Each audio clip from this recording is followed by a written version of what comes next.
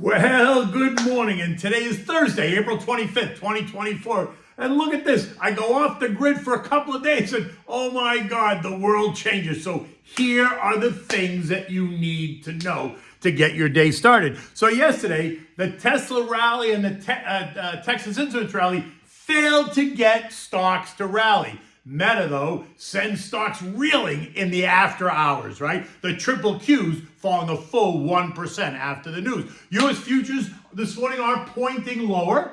Oil and gold are holding steady. The bond market prepares for a 7-year bond auction. And Google and Microsoft are reporting after the bell this evening. So that's going to be the chatter all day today after what we heard from Meta. And what are we having for dinner tonight? We're going to try the zucchini potato croquette. So we'll get to that in a moment. So look, stocks did not roar higher on Wednesday like they did on Monday and Tuesday, as earnings concerns and a massive treasury supply once again started to cause outlook concerns for investors and traders and algos, right? The Tesla 12% rally or the Texas Instruments 5.5% rally did little to ignite a substantial move up in tech stocks or in stocks in general, while the $70 billion 5-year note auction sent yields higher and bond prices lower.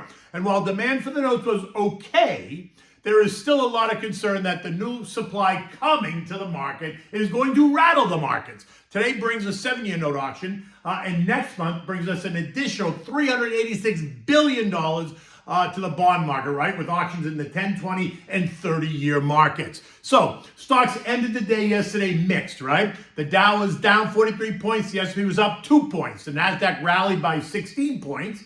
The Russell lost 8. The transports gave up 390 points, or 2.2%, while the equal-weighted S&P added just 10 points.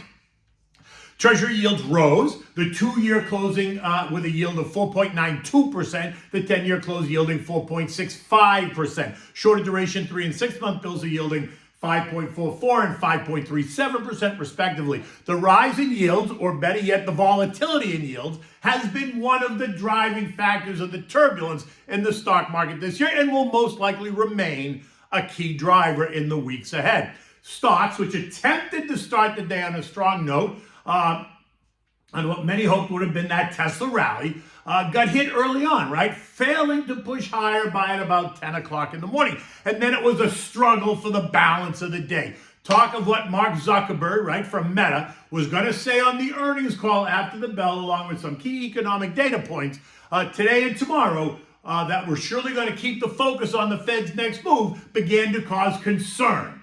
And then stocks just couldn't get out of their own way and they started to stumble. Of the 26 companies that reported prior to the opening, 6 missed while 20 beat. And so we remain in that 77% beat range, right? But it's the forward guidance that is causing the concerns now. Because remember, earnings are history, right? They're done. It's all about what the C-suite now says about the future. And the future at Meta is what caused some of the angst during the day. And it is what caused the angst after hours and again this morning. You see, Meta, they crushed their earnings, right? $4.71 a share versus the expected $4.30. That's great.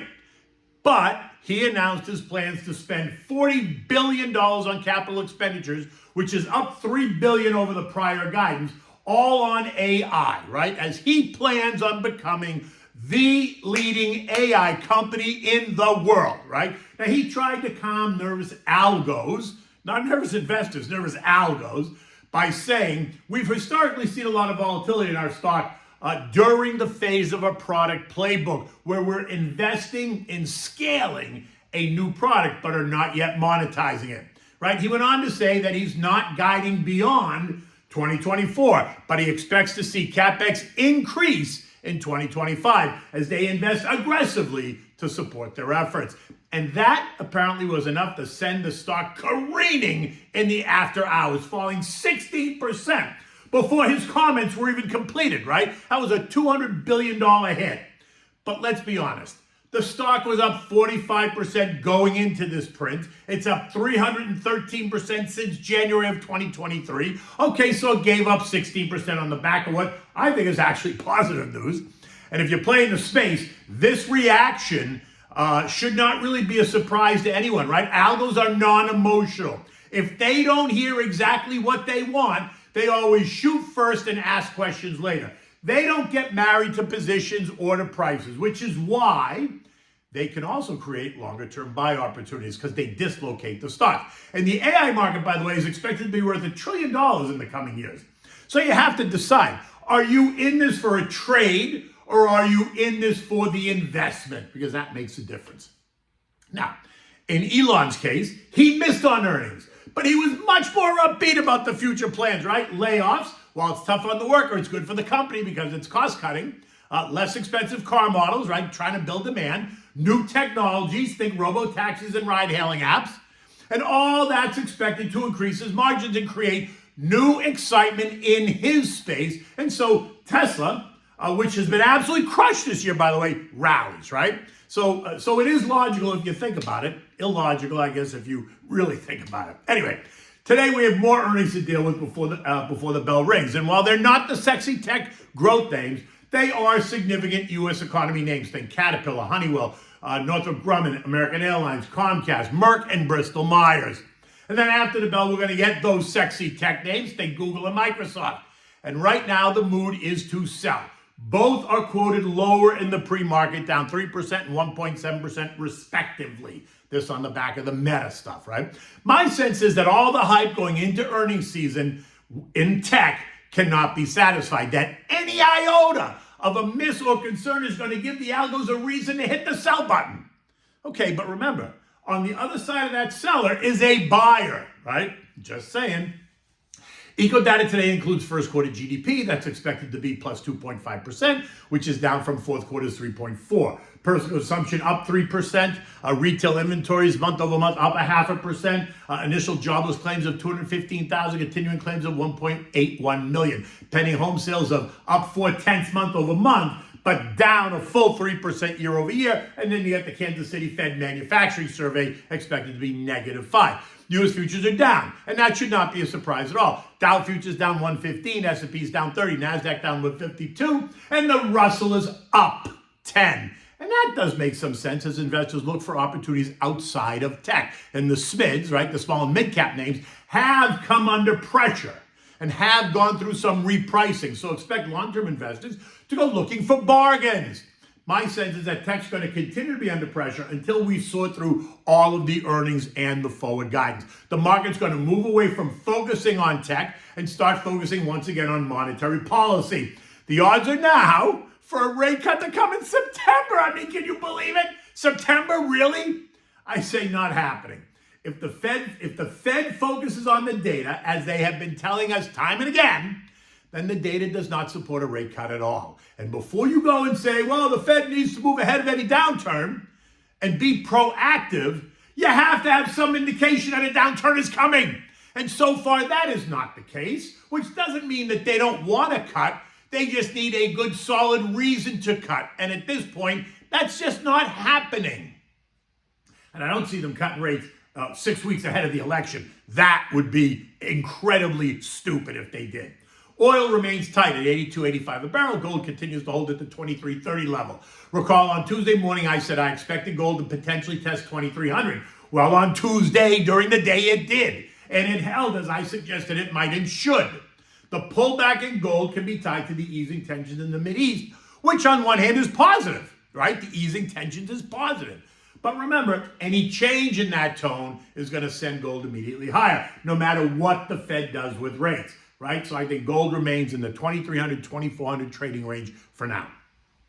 European markets this morning are mixed. France down 0.5%, while the FTSE's making new highs. It's up 0.5%, trading up and through FTSE 8,000. The story across the zone is the same. The busiest day of earnings, along with some economic caution, is just causing markets to kind of fluctuate really tight around the unchanged line.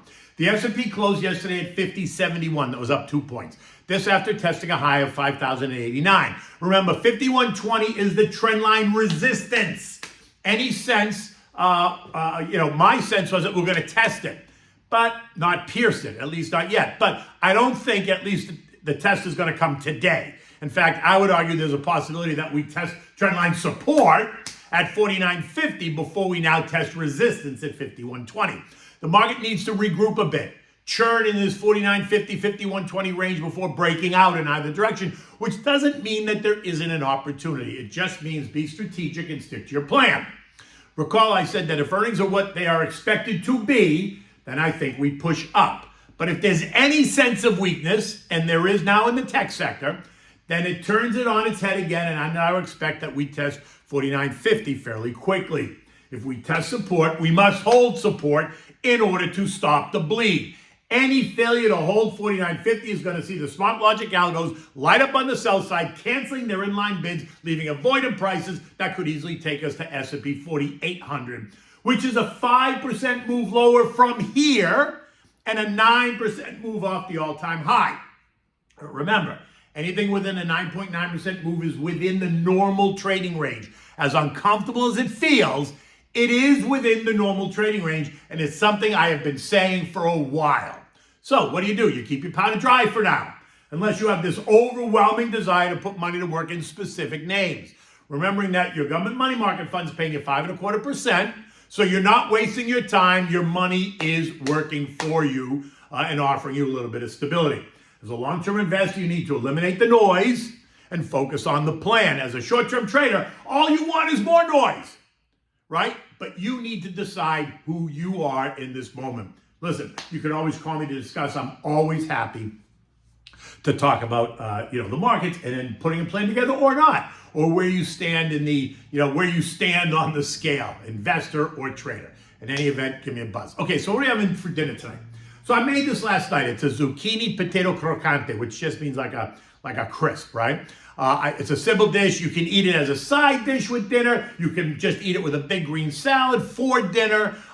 It's really simple to make and quite good. So you need 2 large zucchinis, which you're going to grate, right? You need 2 large baking potatoes, peeled, and then you're going to slice them into rounds. You need 2 eggs, a cup of flour. You can use gluten-free flour if you need to. Salt and pepper, grated cheddar cheese, right? You can use really any cheese of your choice. I chose to use cheddar because that's what I had, and some olive oil. Now, you want to begin by heating up the oven to 400 degrees. Peel and slice the potatoes. I used a mandolin when I cut them so that they're all the same thickness. Then toss the potatoes in a little bit of olive oil, season it with salt and pepper or any other seasoning you like. Place them flat on the baking dish and put them in the oven and, roast them on high there for 15 or 20 minutes. You don't want to burn them, but you want to get them to start to cook. Then take them out of the oven.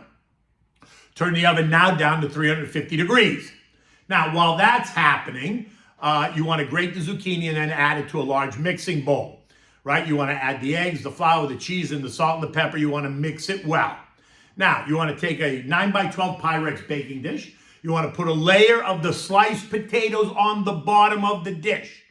Now add the grated zucchini mix on top of the potatoes. Spread it all over the potatoes. Place another layer of potatoes on the top. Now, at this point, you can add more of the cheese that you use if you want. You can just sprinkle some more on the top if you want. You don't have to, but you can. Put this in the oven and bake it at 350 for 20-25 minutes or so. You're going to know when it's done when the zucchini firms up and the potatoes on the top are nice and golden brown.